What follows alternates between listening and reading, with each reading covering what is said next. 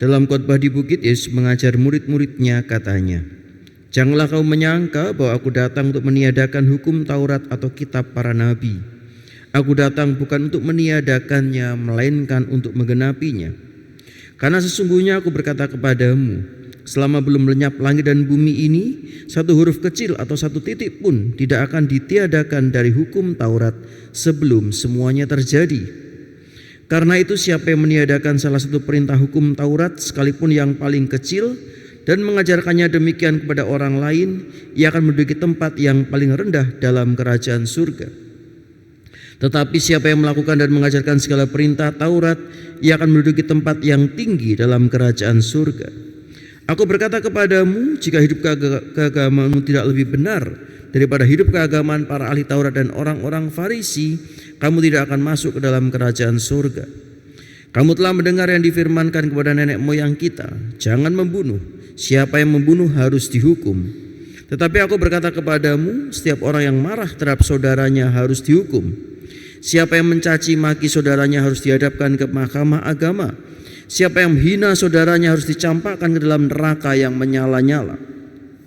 Sebab itu jika engkau membawa persembahanmu di atas mezbah dan kau terikat akan sesuatu yang ada dalam hati saudaramu terhadap engkau, tinggalkanlah persembahanmu itu di depan mezbah itu dan pergilah berdamai dahulu dengan saudaramu, lalu kembali untuk membawa persembahanmu itu.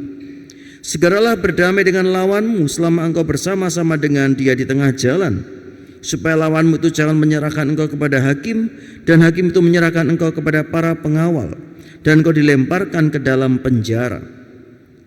Sesungguhnya aku berkata kepadamu, engkau tidak akan keluar dari sana sebelum engkau membayar hutangmu sampai lunas. Kamu telah mendengar firman, jangan berzinah. Tapi aku berkata kepadamu, setiap orang yang memandang perempuan serta menginginkannya sudah berzinah dengan perempuan itu dalam hatinya. Jika matamu yang kanan menyebabkan engkau berdosa, cungkilah dan buanglah itu. Karena lebih baik bagimu jika satu dari anggota tubuhmu binasa daripada tubuhmu dengan utuh dicampakkan ke dalam neraka. Jika tangan kananmu menyebabkan engkau berdosa, penggalah dan buanglah itu.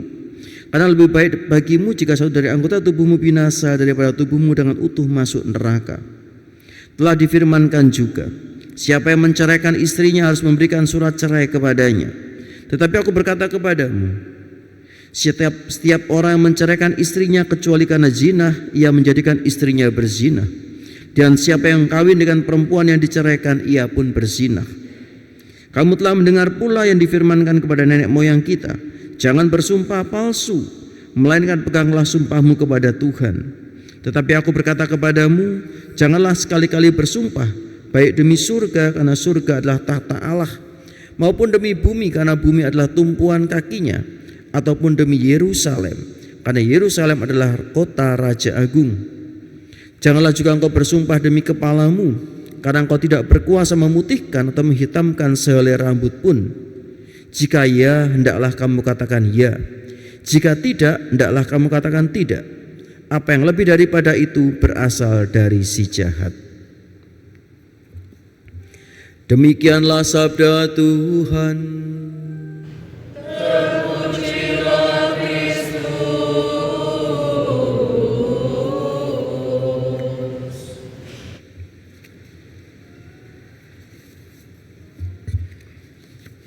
Para suster, bruder, bapak, ibu, dan saudara-saudariku yang dikasihi Tuhan serta anak-anakku, saya akan membacakan surat Gembala Prapaskah Keuskupan Surabaya tahun 2026.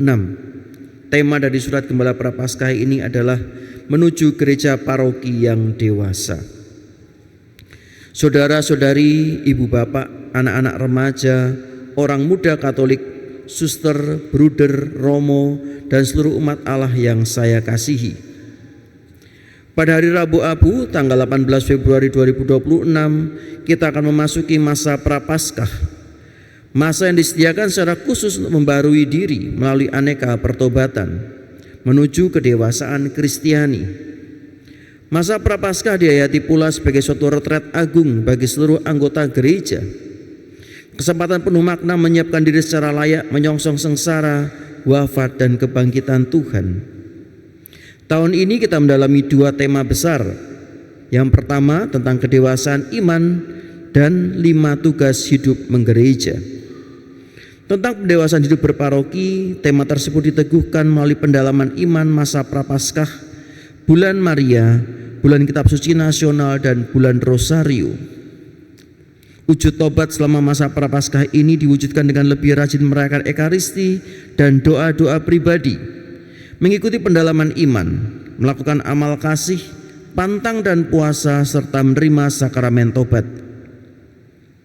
Dalam pendalaman iman di lingkungan dan stasi, umat mendalami 4 tema pertemuan, yakni kesadaran akan jati diri gereja dalam persekutuan berparoki, mewujudkan rahmat baptis dalam keterlibatan hidup berparoki, komunitas paroki yang berakar dari lingkungan, serta kehadiran gereja di tengah masyarakat. Saya berharap agar pemahaman dan pendalaman iman selama masa Prapaskah ini memberikan hikmat seperti yang dikatakan oleh Santo Paulus kepada jemaat di Korintus. Jati diri dan misi gereja bagi dunia adalah hikmat yang datang bukan dari penguasa dunia ini. Inilah yang Santo Paulus sebutkan sebagai hikmat bagi orang yang matang. 1 Korintus 2 ayat 6. Di masa tobat ini, kita tidak hanya bertobat demi kematangan individu, tetapi juga mematangkan atau mendewasakan persekutuan. Pertobatan bukanlah sekedar karena tidak melanggar aturan berpuasa dan berpantang, namun lebih dari itu, yakni kesungguhan mengembangkan hidup bersama demi mewujudkan persekutuan Kristiani yang dewasa, serta berpartisipasi mewujudkan masyarakat yang adil dan sejahtera. Dalam Injil hari ini, Tuhan Yesus mengingatkan pula kepada kita, jika hidup keagamaan tidak lebih besar daripada hidup keagamaan ahli-ahli Taurat dan orang-orang Farisi, sesungguhnya kamu tidak akan masuk dalam kerajaan surga. Matius 5 ayat 20. Akhir-akhir ini kita jumpai berbagai macam keprihatinan di kalangan umat dan masyarakat yang membutuhkan kepekaan dan kepedulian kita semua.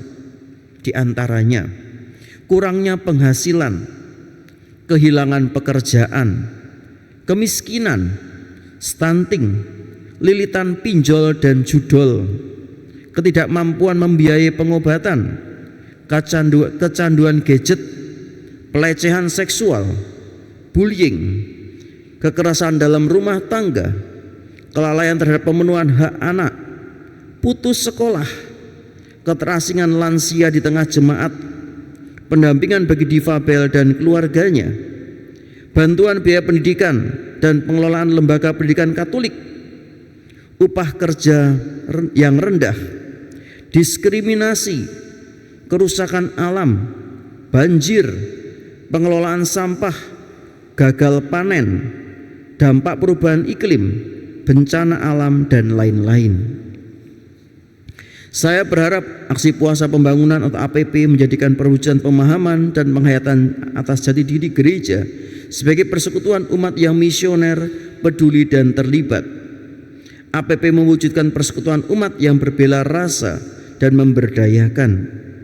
Musyawarah pada pendalaman iman APP kelima dimaksudkan agar bela rasa dan kepedulian Anda secara pribadi bertumbuh menuju komitmen bersama sebagai persekutuan umat yang solider, berbela rasa dan peduli. Kepedulian bukan lagi sekedar kebaikan individual, melainkan sebagai suatu gerakan kepedulian dan solidaritas bersama. Maka pada kesempatan ini dengan tulus saya ingin menyampaikan penghargaan yang besar atas kepedulian umat Katolik Keuskupan Surabaya terhadap korban banjir di Sumatera. Saya juga mengucapkan terima kasih atas prakarsa-prakarsa baik para biarawan-biarawati serta relawan yang hadir bagi para korban di lokasi bencana. Selamat memasuki masa Prapaskah.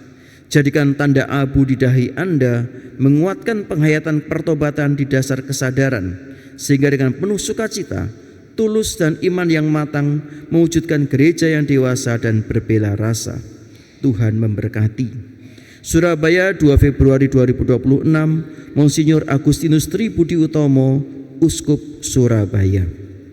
Sekarang akan saya bacakan peraturan pantang dan puasa Keuskupan Surabaya tahun 2026. Sesuai dengan ketentuan pastoral Keuskupan Regio Jawa tahun 2017, pasal 138 nomor 2B tentang hari tobat, peraturan puasa dan pantang ditetapkan sebagai berikut.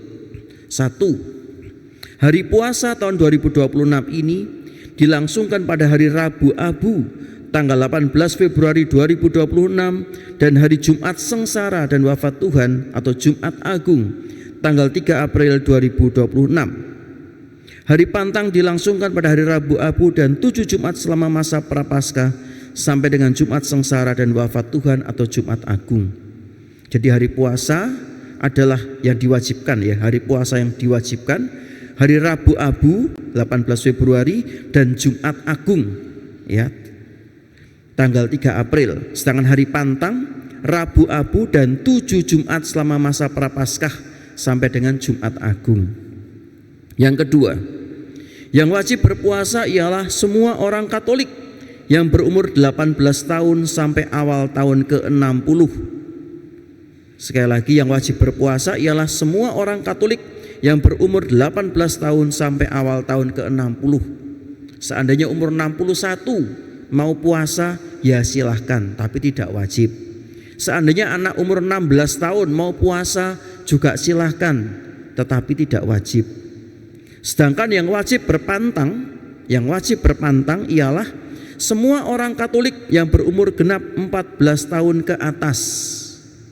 Semua orang Katolik yang berumur genap 14 tahun ke atas. Namun seandainya ada yang usia 13 atau 12 mau ikut berpantang seperti kakak-kakaknya atau orang tuanya, juga silahkan, tetapi tidak wajib. Yang ketiga, puasa dalam arti yuridis berarti makan kenyang hanya sekali atau satu kali makan sehari ya. Makan kenyang sekali, bukan makan kenyang sekali dalam sehari, bukan makan kenyang sekali ya, makan kenyang sekali dalam sehari. Pantang dalam arti yuridis berarti tidak makan daging atau makanan lain yang disukai dan tidak merokok. Ya. Berhubung peraturan pantang dan puasa cukup ringan, maka sebaiknya agar secara pribadi atau bersama-sama dalam keluarga, biara, pastoran, lingkungan ataupun seminari menyepakati cara puasa dan pantang yang dirasa lebih sesuai dengan semangat tobat dan mati raga yang mau dinyatakan. Jadi silahkan ya, kalau nanti Bapak Ibu mau dengan pantang dan puasa dengan cara yang lain selain tadi yang diwajibkan, silahkan ya.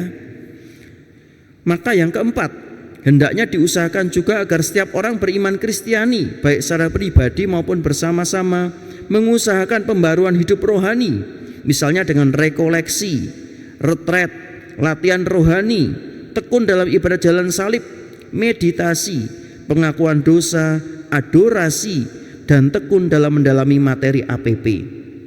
Ya, ini menjadi salah satu cara juga untuk kita melaksanakan tobat kita, melaksanakan pantang dan puasa kita ya, dengan rekoleksi, retret, latihan rohani, tekun dalam ibadah jalan salib, meditasi, pengakuan dosa, adorasi, tekun mendalami materi APP dan lain-lain.